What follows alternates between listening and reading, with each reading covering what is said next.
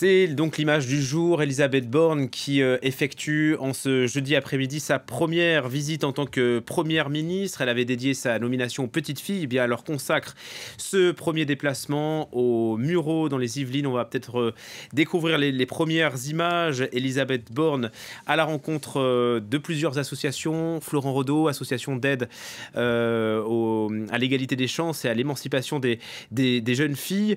Vous avez décrypté peut-être les premières images et voilà l'attitude d'Elisabeth Borne à la rencontre des Français en tant que première ministre. Absolument, on en sait un peu plus, dirons-nous, sur le profil d'Elisabeth Borne, première ministre. Alors, on voit les images de cette salle. Elisabeth Borne est en train de parler actuellement dans les couloirs avec des jeunes filles, des jeunes femmes qui leur racontent leur parcours professionnel. Alors, c'est un sujet grave, décrochage scolaire, emploi des jeunes, activité professionnelle pour les jeunes qui sortent de prison. Vous le voyez, les thèmes, bien sûr, importants pour la vie des Français. Et je vous le disais, on en sait un peu plus sur la méthode Borne. On va pas se mentir, pas vu très à l'aise, crispé, stressé, malgré quelques sourires à la fin. On a senti la première ministre prendre conscience sûrement de la lourde tâche qui l'attend.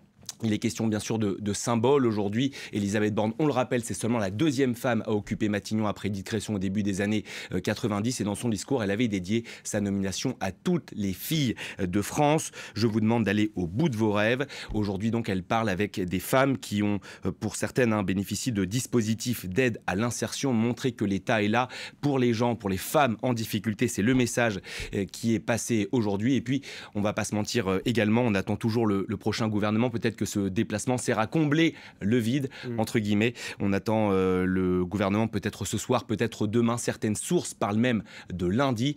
On est déjà plus de 3 semaines et demie après la réélection d'Emmanuel Macron. Ça commence à faire long. Merci beaucoup Florent Rodeau. On reviendra bien sûr sur cette première visite et la prise de parole d'Elisabeth Borne dans l'après-midi. C'est une